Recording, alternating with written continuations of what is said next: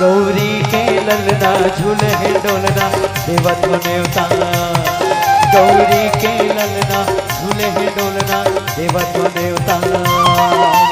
आकी सभा लाज बचावा, आकी सभा लाज बचावा, जय गो जय गणराज। गौरी के ललना, गौरी के ललना झूले डोलना देवत्व नेवता। गौरी के ललना झूले डोलना देवत्व नेवता।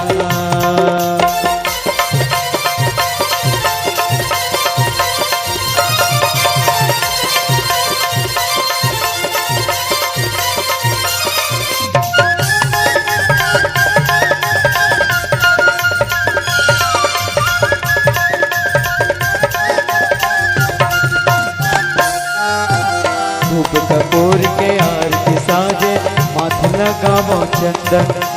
भैया तोहर पखारत हावो घेरी घेरी कर वंदन। धूप कपूर के आरती साजे माथे लगावो चंदन। भैया तोहर पखारत हावो घेरी घेरी कर वंदन।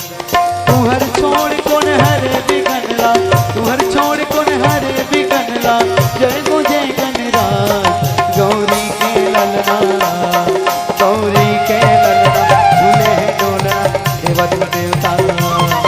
गौरी के ललना झूले डोलना देवत्व देवता।